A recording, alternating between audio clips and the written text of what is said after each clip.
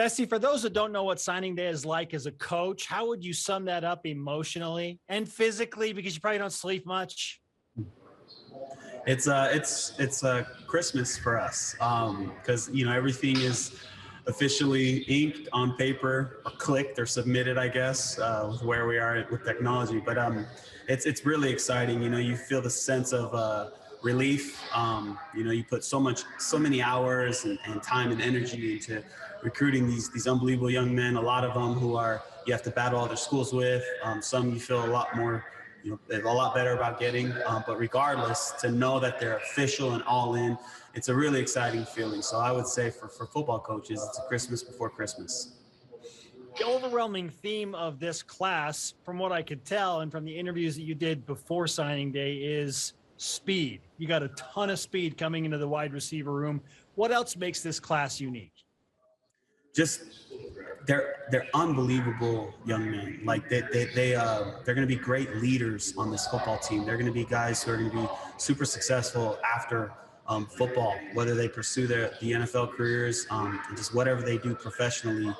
They've been raised by great families. They fit what we're looking for here. They're people who are automatically going to be comfortable with the culture that's been set, and that's what we're big on here. Kalani's done a great job of this culture of love and learning and enjoying your time here and being disciples of Christ. And it's critical for us to find great athletes, but guys who can kind of who can smoothly transition into that culture. And each one of these guys, that's the number one question we got to ask ourselves before: how fast are they? What's their 100 time? And what are their statistics? Are these guys, can they fit here at BYU? And we think all these guys obviously are ones that will transition very well into this culture. I know all of the individuals, and especially the receivers that you recruited, are important cogs, and that you clearly love all of these guys. But I do want to focus on Cody Hagan specifically, just because I was very impressed with how his demeanor is and his approach to football and life. And he was the Gatorade Player of the Year in the state of Utah, coming from Corner Canyon, which is becoming a powerhouse football program in the state. And I've heard from Aaron Roderick that he could step in and participate and contribute from day one. Why is that as a true freshman, you feel comfortable putting him on the field? He's seasoned. He's played.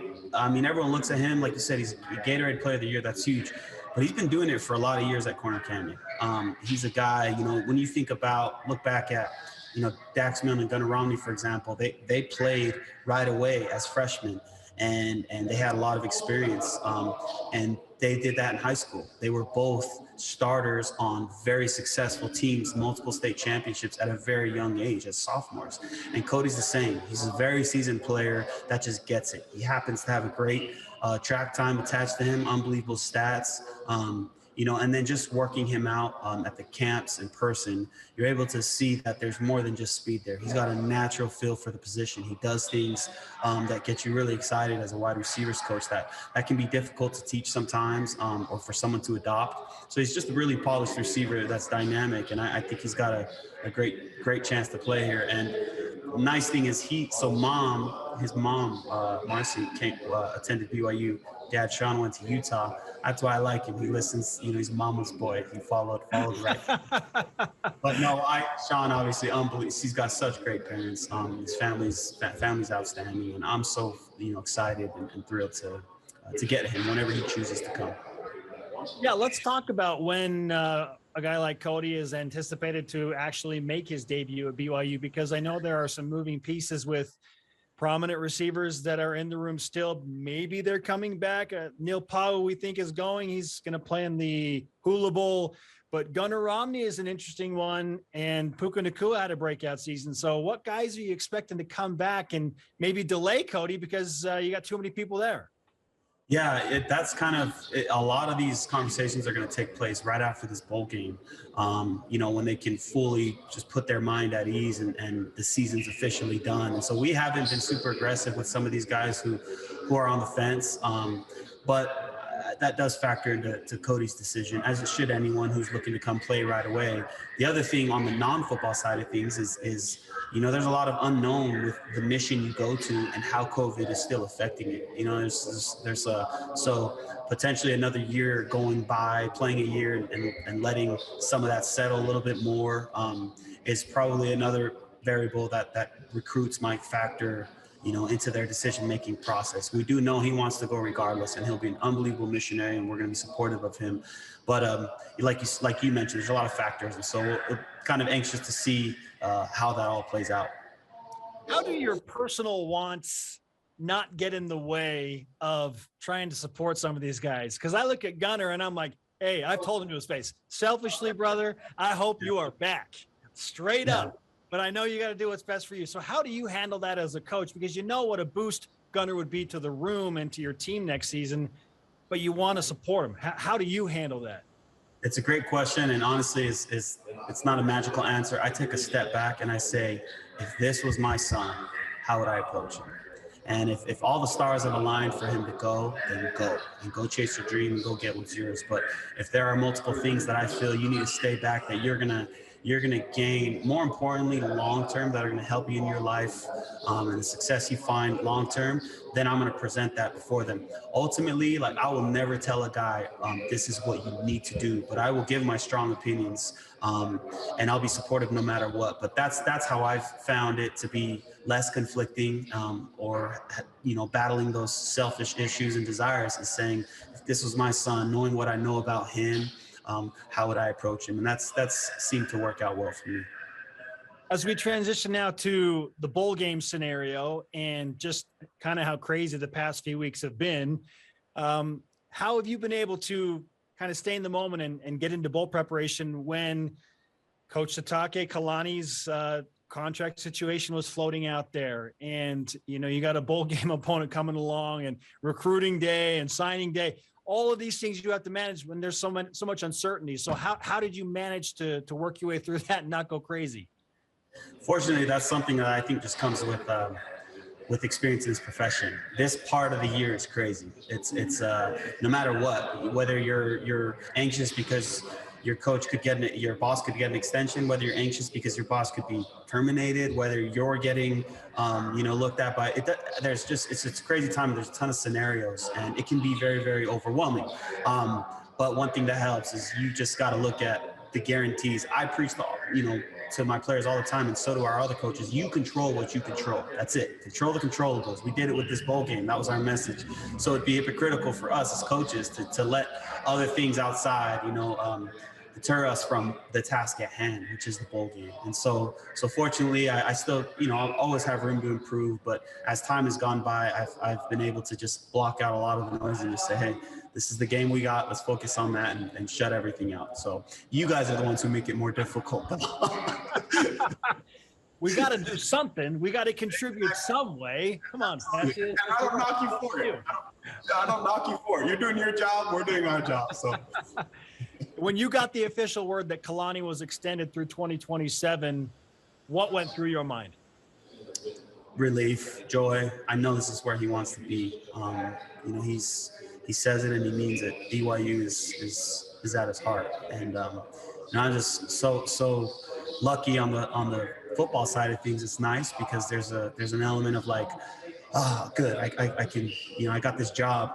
I don't get content. I know I have to perform and I got to do my part. And so, but on the football, the business side of things, you have the sigh of relief.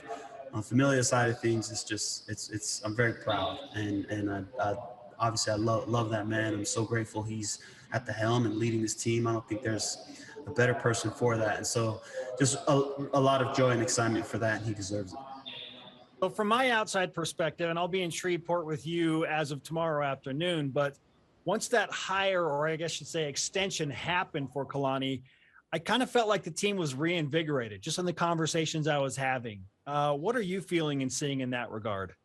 Same thing. There was I know that was a big thing for him was not letting this be a distraction at such a critical time. And it's, as always, it's just thinking about the boys, thinking about the team, and whatever things need to be worked out. It says a lot about him, knowing that the most important thing right now, despite what others might think, are these young men in this game. And I think they felt a sense of just, peace and relief that, okay, good, he's our guy, he's here with us. And so you can feel the excitement, you can feel the energy. It's a little extra juice that we don't rely on, but it's always nice when it comes your way, and you can feel it. a little pep in everyone's step. So hopefully that shows up on Saturday. Practices, from what we've been told, have, as you just mentioned, been very intense. Guys are excited to play against another team. There's been some animosity. How would you describe the state of the team right now going into a very interesting game against UAB? I think everyone's head seems to be in the right place. You know, it's I think there's a little more difficulty sometimes at the end of the season, game 10 or 11, when there are games left, but it's still at the end and you guys are tired. There's a lot you have to fight against as coaches and keeping everything high. You know, this is the last game. There's no other game, and so you can leave the message, like really preach the message of empty the tank. But then you add in that conflict of just the bowl season, you know, being out, there can be some distractions and whatever, and easy to lose focus for some teams. But our guys are locked in. They know this is our last shot together as the 2021 BYU football team, and we got to leave it all out, you know, there. And I think the guys will respond well to that. I know there's a lot of anticipation out there, as there should be, on how this game will go. But we're super excited about these guys, this opponent. It's a good team, and we look forward to playing our last game together. Sure. A win as a team to kind of put the proverbial cherry on top is always an ideal that you shoot for. Because I do what I do in the media, kind of laid out some scenarios where I thought, man, BYU could finish as a top 10 team for just the fourth time in program history if they win this game, and then a couple of teams above them lose. You could go back-to-back 11-win seasons for the first time in 14 years. BYU hasn't finished back-to-back seasons in the top 11 since Steve Young and Robbie Bosco were the quarterbacks. So how much do those things factor in to try and maybe motivate your guys to get up for, you know, putting that exclamation point on a really fantastic season? We get it's a real thing. It's awesome for fans, for media, as it should be. But like we mentioned earlier, control the controllables. All we can do is focus on this game. What happens after that is what happens, to be determined. And our message is just, let's just go play and have fun. And that's the most important thing. We play for each other. We leave it out there. We play a great brand of football. And whatever the whatever boards out there, ranking committees, the fans, whatever people decide to say at the end is great. But we got to play, you know, as a team and continue to believe in each other. We'll see what happens. But control the controllables, Spencer.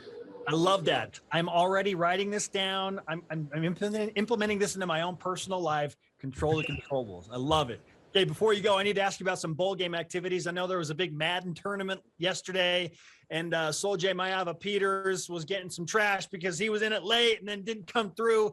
There was a game show thing tonight. There's great Cajun Creole food and Tex-Mex there. What's the best part of Shreveport and all these pregame activities?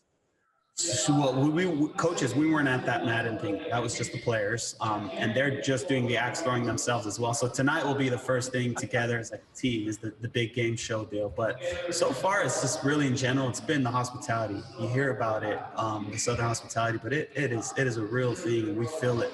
Food's been awesome. People have been super, super kind.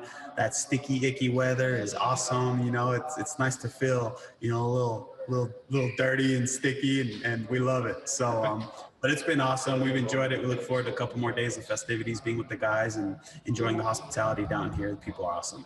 Fantastic. I'm hoping that the rain doesn't add to the sticky, icky weather on Saturday, but if it does, feel like your team is okay with some wet conditions there? Control the controllables. Oh, I love it so much. Here's to Shreveport. I'll see you there tomorrow, Fesi. We appreciate the time, man. Great to catch up with you. Congratulations on an amazing signing class. We look forward to the game on Saturday. Thanks, Ben. Appreciate you, man.